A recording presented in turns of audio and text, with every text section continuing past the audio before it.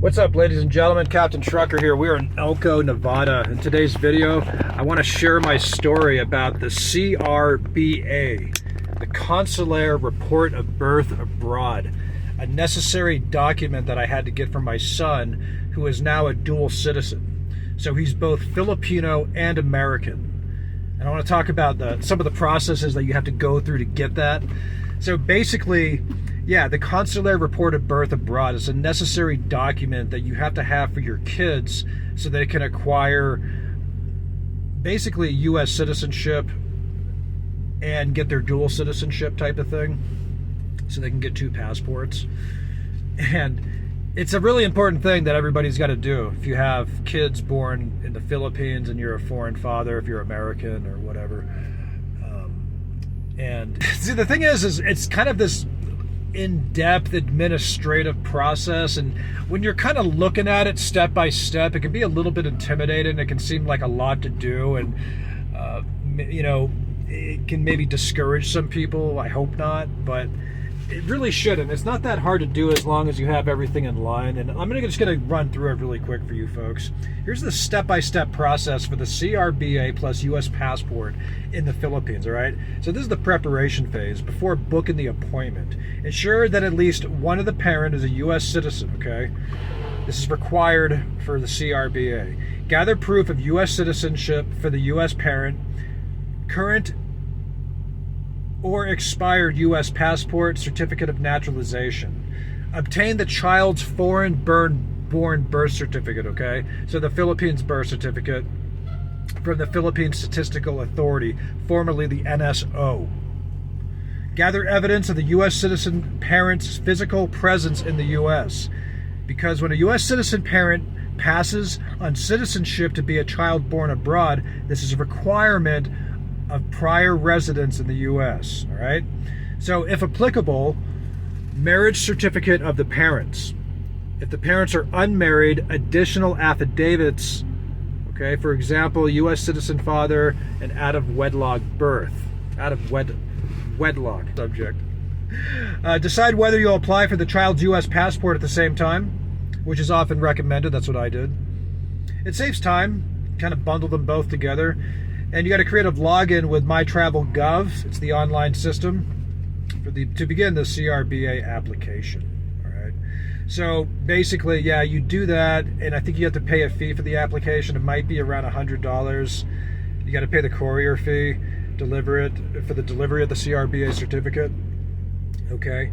And it did take a while to get that appointment rolling. I don't recall at this point. I did it a number of years ago, but yeah, it's and they'll book you the appointment, so then you got to fly to the Philippines and, take the kid with you. And my son was a baby at the time, so of course we had to get a hotel in Manila, and, we all went. It was a big family together trip, and it was fun. The part I didn't like was some of the attitudes by the officers that work in these bureaucratic positions, right? I'm talking about the U.S. Embassy officers, and it's nothing really like against them personally. And what I think happens is in life is that some people that work in bureaucratic positions, they're dealing with a lot of people's stress and anxiety, and they have to make sure people aren't committing fraud. Even though fraud cases for the CRBA, particularly in the Philippines, are actually very rare. However, we don't know the exact numbers, but it's estimated to be under 1%. Okay, so let's assume that at each embassy there's 5,000, 10,000 CRBAs issued every year. I guess it doesn't sound like a lot, but if you have I guess when you're dealing with issuing U.S. citizenship, that can kind of, you don't want to create generations of kids that were brought there by criminal parents trying to get citizenship, and some kind of there's trafficking and weird stuff that they don't really know about. And anyway, this is just the necessary steps you have to go through to do stuff legally for citizenship. But yeah, it's kind of funny because I think the officer, I don't know, man, she kind of had a bad attitude, and she really, how can I describe her? Maybe late 20s, American Caucasian woman maybe who had lived in Manila, and she wasn't really like used to living in the Philippines, and maybe she went to school once upon a time and got into social work and wanted to make a difference in the U.S. government and help people and all this stuff. And I think what happens to some of these people is the system just breaks them, right? You see the same in social workers too. You see the same in, social workers. And I gotta say, it's nothing against social workers and people that work in bureaucracies, but sometimes, and this is just my observation, they're either like legitimately really nice people who care about the human beings that they're dealing with on a one-on-one basis each time, or they develop some kind of chip on their shoulder and they have like severe like character issues and they're just nasty. And the reason I say that is like, I don't know what it is, man, but some of the people I've known, just a little hint. And like I said, some of them are cool, so that's just kind of how it goes. But so yeah, I go in there after booking the appointment, waiting all these months, travel costs, fees. I have all this stuff. I have photos. I have pregnancy. I have ultrasound pictures. I have birth certificates. I have the whole gambit, man. Affidavits, my passport, my birth certificate, my college, transcripts. And yeah, you have to prove beyond a reasonable doubt that you're actually a U.S. citizen when you go to the U.S. embassy, okay? So it's not a matter of like, hey, I'm willing to be the father. You have to like, first of all, prove that you're you, right? So the burden of doubt is kind of on you to prove it. So that's how that works. And so, we're talking to the officer, and at this point, I'm trying to be cordial and friendly, and I'm like, yeah, this is my little guy. Looks like me, right? And she was like, kind of like pretending she was friendly at first, and then she goes, yeah, when did you guys meet? And I said, I start thinking to myself, like, I guess this is how this is going to go, right? So I tell her like roughly when, and explain my life as a truck driver, how I go back and forth, and I think at one point then, because I was thrown off, I had to give like my son's birth date, and I actually forgot his birthday. And because I'm not particularly good with birthdays, I sometimes forget my siblings' birthdays. And yes, I forgot my own son's birthday. And I had to like look at his birth certificate to tell her, so that probably didn't help the situation. But anyway, so it kind of goes on like that. It's kind of an awkward tension. And then she looks at my son's mom, who's like, really shy Filipino when she's around authority figures, especially like some, I don't know, angry Karen bureaucrat that's in a bad mood. And she looks at her, the officer looks at my son's mom, and she goes, what's your story? And I said, you know what? I jumped in at this point. Now I'm getting irritated. I was like, I said, lady, what is this? All right. So you got some kind of issue with me or her? Like you don't like your job? I mean, I didn't say this part, but I'm like, are you like angry that Filipinas are like sort of like taking your men, so to speak? Or what is this? Like what, like this, like women like that. And some of these social workers that I mentioned are like the exact archetype for the reason why this passport bros movement was basically created, right? I mean, it's been going on forever, right? Men going overseas to find Filipino wives and whatever. But just the attitude, right? Just the rudeness and the entitlement and all of it. And I said, what do you need? She's from a small town. She's Catholic. Her family are like farmers. This isn't some conspiracy, okay? I'm here. This is my son. He looks like me. I mean, like, what do you need? Do you need a DNA test? Like, do you need, like, do you want to do hair follow-up? Want me to do? And she goes, listen, it can be difficult, okay? We just got to make sure people are who they say they are. And I said, oh, okay. So now you're going to be nice. It's that whole thing where, like, you're nice, and then the person just barks like a dog until you bark back, and then they realize, oh, okay, I can't just yell at this person.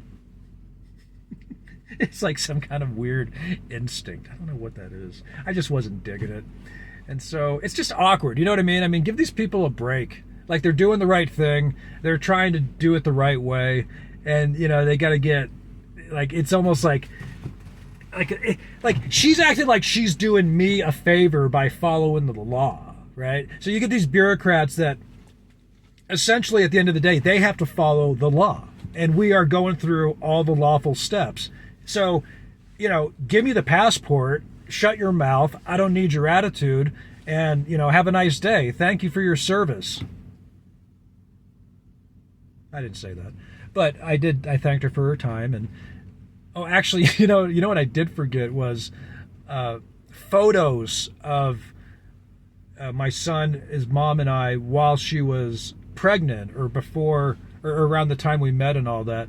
So she asked, she's like, just mail in the photos. So afterwards, I mailed in those photos. And then, sure enough, weeks go by, and I finally get a message in the online portal, I believe it was, that the passport and the citizenship was approved. And that was it. My son was a U.S. citizen, and the rest is history, man. He is a legitimate United States American citizen and a Filipino citizen. So he's a dual citizen. Isn't that great? Man, good for him. I didn't mean to come down on people that work in bureaucracies and stuff. Like I said, there's you go to the DMV and there's cool people, right? There's people that like their job and they're happy to give people their license, and then you have other people just in a bad mood, right? And like I said, it's the same with social workers, and I've even seen it in God forbid, nurses, right? A lot of great nurses, a lot of great Filipino nurses too. And you'll get some nurse ratchet, right, from One Flew Over the Cuckoo's Nest, who's just this just hell on earth to deal with, right? Somebody who's they turn their job into this position of this is my power trip and I'm a gatekeeper and everybody has to go through me. Some of them just get bitter, man. It's weird. Years ago when I was poor at one point, over a decade ago, I was in the Bay Area and I had to get food stamps, they call it, or whatever, SNAP, where the government gives you because you got to eat and stuff. And yeah, it wasn't good. But I walked in there and there was this woman there who was really just in a bad mood. And how can I describe her? Well, she was an African American woman, and she had this indigenous outfit on with a really colorful robe and in this tall hat, it was some kind of African thing from a particular country or tribe, maybe. I don't know what it was. But anyway, she was in a really bad mood, and I saw her berate this old woman, this old frail Chinese American woman who was just like, "Wait, do I go here to sign the paperwork?" And she goes, "Sit down." And I was like, "Oh my God." And she goes, "I don't answer questions." That's what she said to her. No. First she said to her, "I don't answer questions," and then told her to sit down. So anyway, 5 minutes goes by, and I, me being me, I walk by and I go, I said, "Oh, excuse me." I said, "You don't answer questions, right?" And she goes, "That's right. And if you do it again, I'm going to have you thrown out." You get it? Because I asked her, "You don't answer questions." And then she answered it and realized that I reeled her into my game. And then she was, as she was answering it, she got angrier and angrier because she realized that I played her.